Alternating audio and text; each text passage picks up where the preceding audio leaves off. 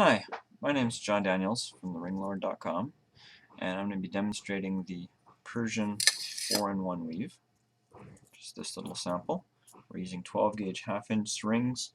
Recommended ring sizes would be like 14 gauge 3/8, 16 5/16, 18 quarter. This is what 18 quarter looks like. It makes a flat weave that is much wider than it is thick. Excellent for bracelets, not so good for necklaces. It's a very two-sided weave. In this case, we're using two colors to make it demonstrating easier. And we'll come back to this, but basically the rings of the red rings are always laying one on top of each other with never going through a ring of the same color. Black rings exactly the same. It's just two, I guess, parallel stacks of intertwined rings where the one side never goes through a ring on the same side. It's considered to be a relatively difficult weave to start, but it's not bad when you know the tricks. It's very easy to continue, so you can always just buy a little sample piece and continue it. Now the first step, barely worth demonstrating, just 3 rings of one color hanging off of a ring of the second color. So 3 black rings hanging off of 1 red ring. This next step is very critical. We are going to flip the rings around such that this red ring jumps from being on the outside to being on the inside. And we'll do that by moving the black rings. The way that I recommend holding it, the rings need to be able to move around, but the black ring that's closest to me, that I'm gripping right now, will not move. So you can hold onto this ring, and you want to take this outside ring here and rotate it around on top of the middle ring until it becomes the middle ring, and then let go of the ring that used to be the middle ring, and it will become an outside ring. So you want your 3 black rings all lined up, one on top of each other, with the red ring in the center. And you can see here, if I let go of the red ring, that it's just dangling there in the center. Now, for this next step, I would like to flip the rings, the entire little piece over. So without losing any of the position at all, I just rotate it 180 degrees and try to pinch it such that I'm holding all 4 rings in position so it can't go anywhere. I have some pre-opened rings. If you have about, say, 4 of each color pre-opened rings, it will help you to get the weave stabilized. So you should never put down your piece until it is stabilized. This 5th ring, in this case it's going to be a red ring, it is going to be the most important ring in holding everything together. And typically I hold my rings with a plier when I'm going through, not with my fingers. You go through this outside ring. So I'm using basically so I got two edges of my ring here, my leading edge and my trailing edge. I use so I go forward through the outside with my leading edge, and then I basically reverse, and I go back through the 2 black rings, never through the red ring, and I'm just going through the hole that's made basically with the other 2 rings where they overlap in the same direction. And now here the trick is I need to close this ring without letting go of anything. And for that, I'm not going to worry about getting a good closure. Here to help now, if I rotated it over very carefully without losing anything, and wouldn't be at all surprised if you sort of drop it at this point and need to start over.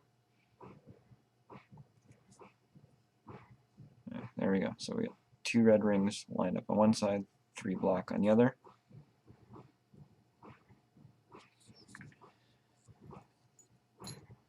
And now we're at the easy weaving part, but you still need to keep a good grip on your starter piece. So for most of weaving Persian 4-in-1, all you're doing is going through 2 rings in the same direction. We'll show this from a few angles. It's not important if you catch it all in the first go around, but I'm taking the red ring and going through the last 2 black rings in the same direction. In the same direction means it's one motion without having to go through one ring and then change direction. It's just one motion going through both of the 2 rings of the alternating color. And again, try to close the ring without putting the weave down. And then we're always just switching colors. So the black ring goes through the last 2 red rings.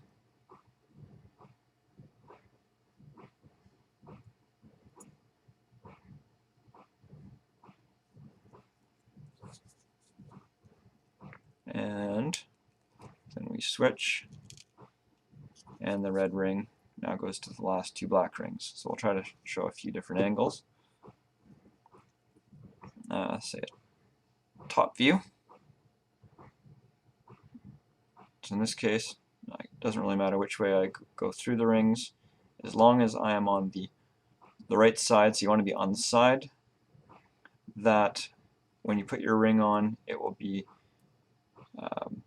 basically lying fish scale style, one on top of each other, with the ring of the same color. So going through the 2 black rings on this back side, incorrect. Going through the 2 black rings on the front side here, correct.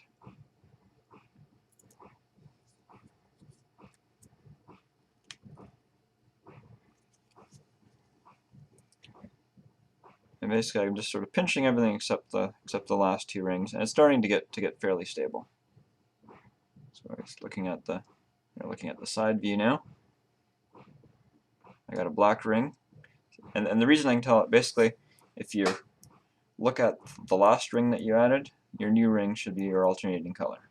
So if the ring that's furthest to the end here that I'm tapping up against is red, then this one should be black, just in case you lose track.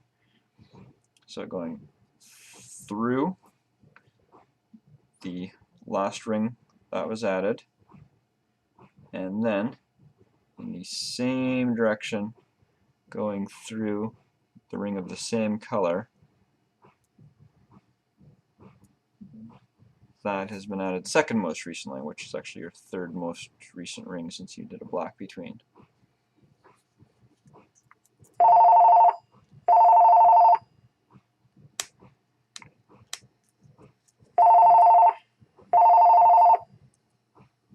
And now red ring, and through the last 2 black rings.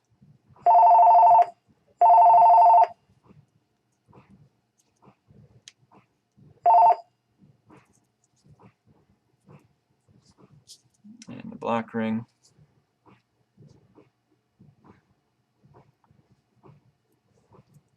Through the last 2 red rings.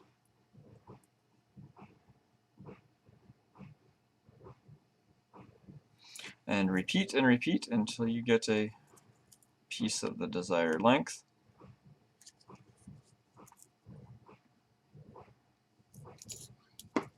And now it's fine. Now we can drop it, and it's stable. It takes about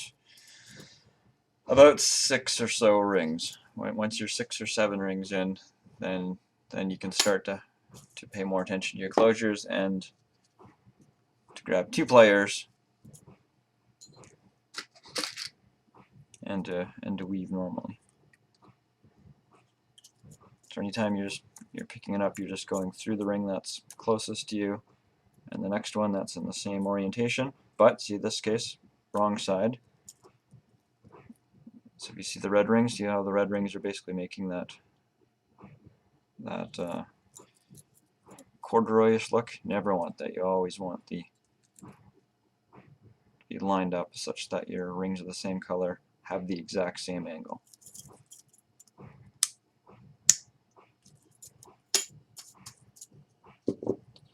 Thanks for watching.